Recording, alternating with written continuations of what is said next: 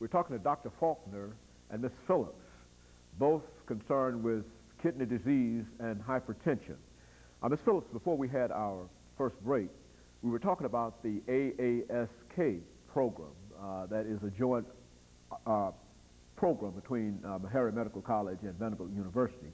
Let's have you to continue to give us some information in reference to that program. Yes, as I was saying, the African American study of kidney disease and hypertension is a multi-center clinical trial that's conducted by the National Institutes of Health. And we are very privileged to be a part of that study.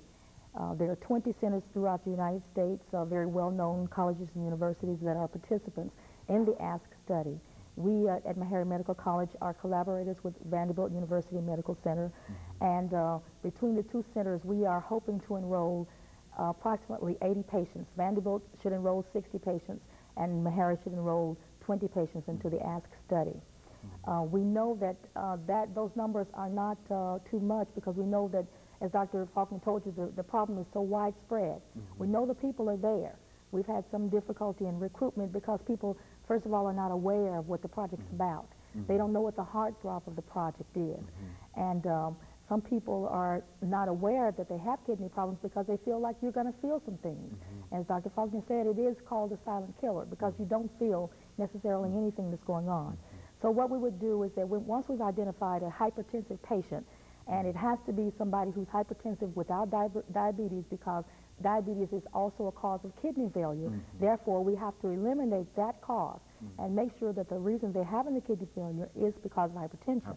So once we've gotten through physicians' referrals or chart reviews at local community clinics or our own clinics and so forth, we've gotten that patient identified that they are hypertensive, they do not have diabetes or other very serious chronic problems that could cause problems with their kidneys. Then we want to look at their serum creatinine, and they will not know whether or not they have any failure with their kidneys unless we monitor them by that blood test particularly. So we start with that. If they fit the parameters, say for males we're looking for the value of the creatinine to be between 1.4 and 5. For females, 1.2 to 4.5. Now, I know that doesn't mean much to you, but any person in the medical community will understand what we're talking about. So we'll find out if that patient fits those criteria. If they are perhaps borderline with that, we're looking, well, we need to look a little bit further to investigate more. We'll try to get a 24-hour urine collection to look at the creatinine in the urine to coincide with the serum creatinine, and then we'll make a better determination if they really seem to be eligible for the ASK project.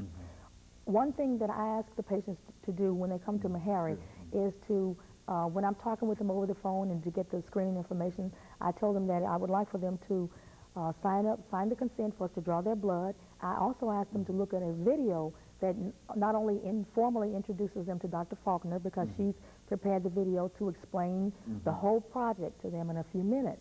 And I found that it's very helpful because a lot of questions they may ask me are answered on that film. So they go away very, very informed by that. Very good. You know, Dr. Faulkner, I think when we look at hypertension and kidney disease, I think we've talked about it in terms of the African-American situation, but exactly where does this disease fit in terms of some kind of statistical analysis across the United States? Give us that kind of information today.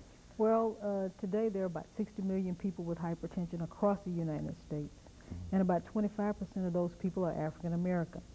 That means that about 15 million people are African-American with hypertension in the United States today.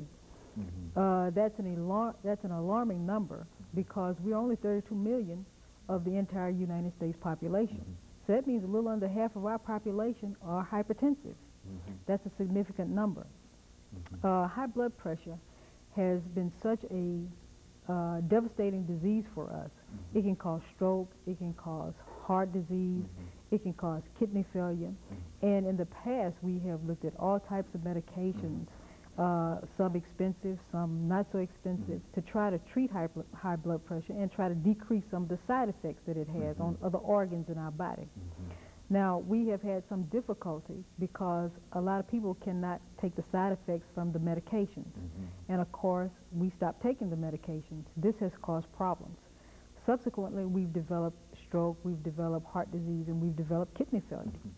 Now, only recently have we looked into the statistics of those who have been treated and found that a significant number of those who have even been treated and their level of blood pressures have been brought down to a reasonable level, 140/90, we see that those people have, for some reason, progressed on to kidney failure, even with the blood pressure with control. The lower blood pressure. That's right. So now this study, the design of this study is to look at 3 different medications. It's to look at a beta blocker, a calcium channel blocker, and an ACE inhibitor to see if one of those 3 medications is better for the kidney, in addition to controlling blood pressure. We're also looking at 2 levels of blood pressure in this study. We're looking to see if a blood pressure around 120/80 versus 140/90 is better for the patient, and matching it with those 3 drugs. Hopefully at the end of this study, we can come away saying that this particular blood pressure is more protective to the kidney, and this particular medication is more protective to the kidney, as hypertension and kidney disease relates to African Americans.